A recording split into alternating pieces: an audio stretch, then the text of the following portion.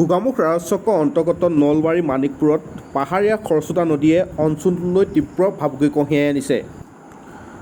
অসম অৰুণাচল সীমান্ত মানিকপুৰ অঞ্চলত খৰস্ৰোতা নদীয়ে গোগামুখৰ নলবাৰী মানিকপুৰলৈ নৈপৰীয়া ৰাইজৰ ঘৰ বাৰী খেতি পথাৰ সৰ্বসাধাৰণ বালিয়ে পুতি পেলোৱাৰ ফলত অঞ্চলটোলৈ তীব্ৰ ভাবুকি কঢ়িয়াই আনিছে, যাৰ ফলত মূৰে কপালে হাত দিবলগীয়া হৈছে অঞ্চলবাসীয়ে।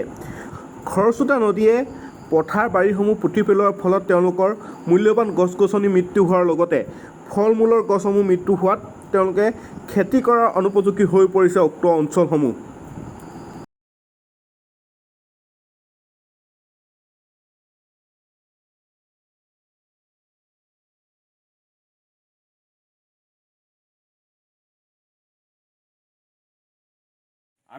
মোৰ দোকান এখন আছে, ঘৰত আছিলে। ঘৰৰ ভেটিৰ পৰা উঠাই আনি মই ৰাস্তাৰ কাষত মানে বহাবলগীয়া হৈছে। আৰু মোৰ চাংঘৰটো ভঁৰাল আছিল। এই ভঁৰালত মোৰ ফেমিলিটো শুৱে।